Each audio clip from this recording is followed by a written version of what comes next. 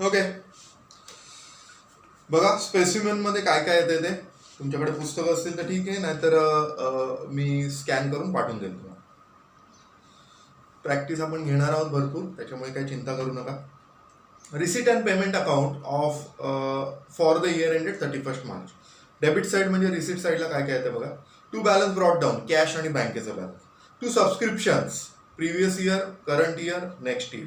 Subscription सगळ्यांना माहिती आहे, आपण एखादं न्यूजपेपर घेतो तर त्याचं आपण सबस्क्रिप्शन घेतो, बुक्सचं सबस्क्रिप्शन घेतो.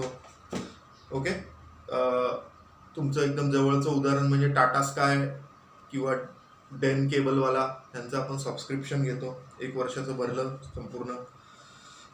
नेक्स्ट आहे एंट्रन्स फीज, कोणी नवीन मेंबर आला तर त्याच्याकडनं घेतो. ॲडमिशन फी तुमच्या आवडीची.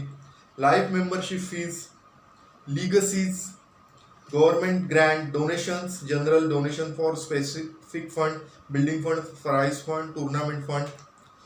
Interest on investment, dividend received, hire rent of hall received, sundry income, miscellaneous receipt, sale of old newspaper scrap, sale proceed of any fixed asset, tournament receipt, cricket fees, collection for annual function, tuition fees, term fees, fine collection, locker rent, examination fees, tennis court receipt. Okay, ह्या सगळ्या receipts आहेत आपल्या. Okay, ह्या सगळ्या आपल्याला पैसे मिळाले. आता पेमेंट बघूया. सॅलरीज मागच्या वर्षीची ह्या वर्षीची दिली असेल. रेंट, रेट्स अँड टॅक्सेस मागच्या वर्षीचे ह्या वर्षीचे पुढच्या वर्षीचे असतील. Printing and stationery, general expenses, interest on bank loan, हे आपण पेड केलंय लोन घेतलं म्हणून. Electricity charges, audit fees, insurance premium, telephone expense, bank charges, postage and telegram, travelling expense, conveyance, upkeep of lawn ground म्हणजे garden व्यवस्थित करणं, गवत कापणं वगैरे. एक्सपेन्स फॉर ॲन्युअल फंक्शन, आवडीचं. ऑनररियम टू व्हिजिटिंग फॅकल्टी, कोणीतरी व्हिजिट करायला येतात, डॉक्टर्स येतात, लॉयर्स येतात.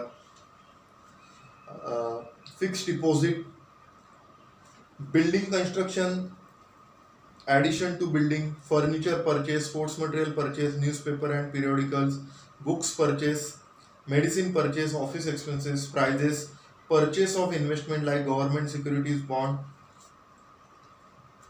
Restaurant expense, school bus motor car maintenance, repairs and maintenance, equipments purchase, tennis expenses आणि by balance, carry down, cash आणि बँकेस.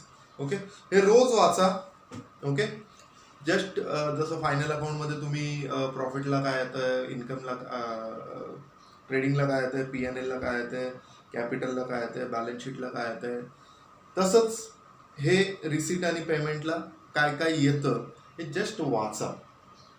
ओके, कारण हे परीक्षेला दिलेलं असणार आणि त्याच्यावरून तुम्हाला income and expenditure for current year and income balance sheet as on current year हे करायचं आहे.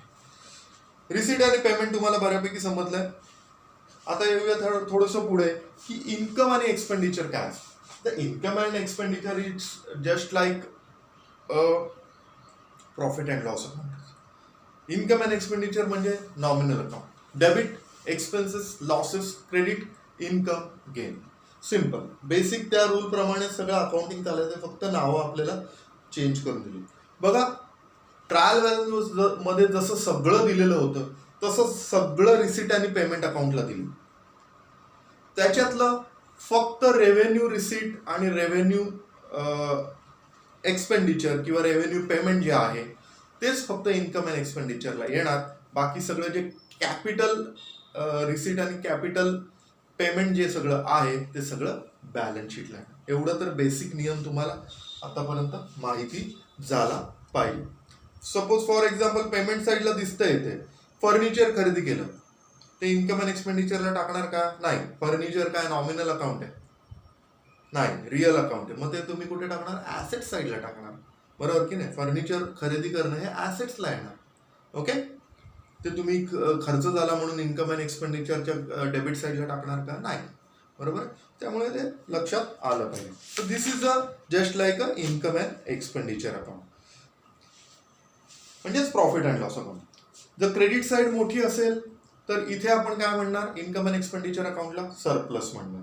जर डेबिट साईड मोठी असेल म्हणजे एक्सपेंडिचर म्हणजेच खर्च जास्त असेल तर आपण काय म्हणणार त्याला, बरोबर आहे, डेफिसिट झालंय, नुकसान झालंय.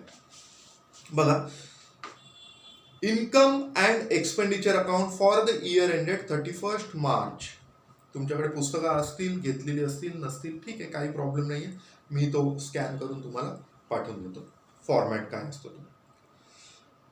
इन्कम अँड एक्सपेंडिचर अकाउंटच्या डेबिट साईडला नॉमिनल अकाउंट असल्यामुळे सगळं डेबिट ऑल एक्सपेन्सेस लॉसेस, आणि क्रेडिट साईडला इन्कम अँड गेन. आधी डेबिट साईड वाचतो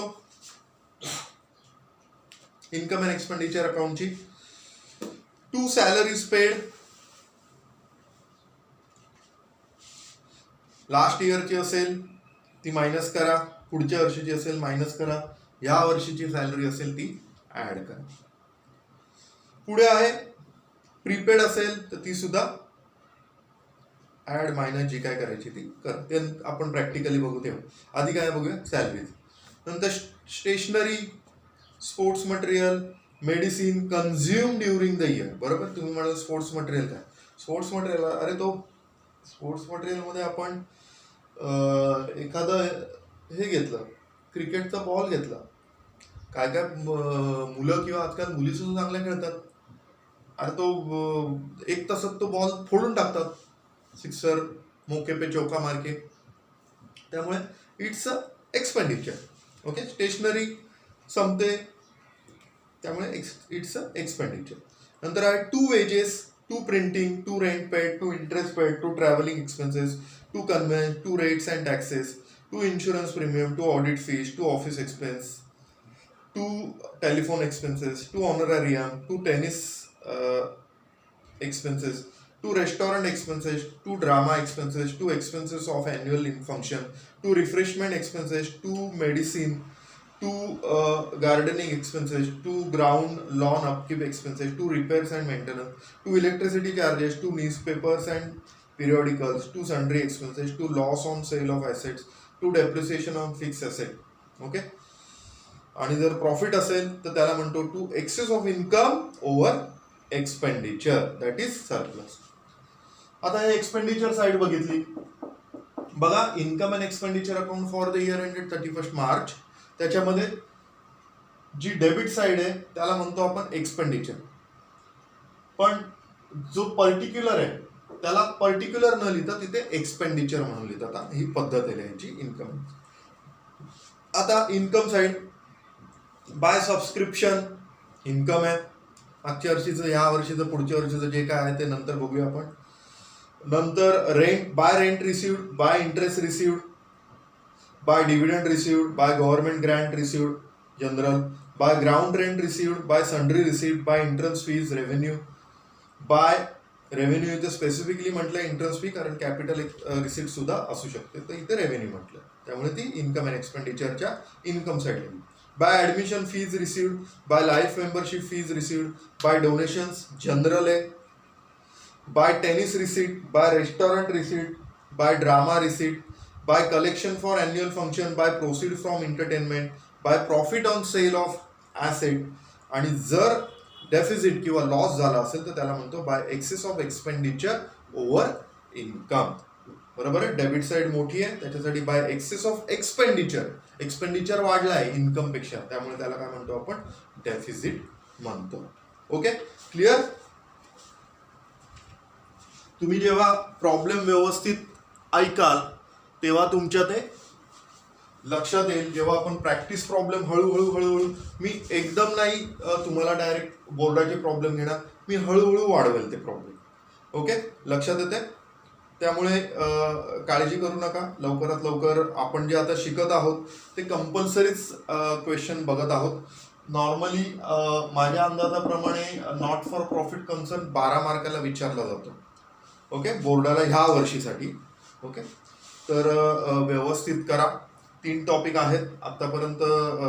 माझ्या अंदाजाप्रमाणे final account, not for profit concern आणि बिल ऑफ एक्सचेंज असं, आणि तुमचं जर काही ऑब्जेक्टिव्ह वगैरे जर पकडले बिल ऑफ एक्शनचा फॉर्मॅट, तर मला नाही वाटत आता तुम्ही पास तर आरामात व्हा.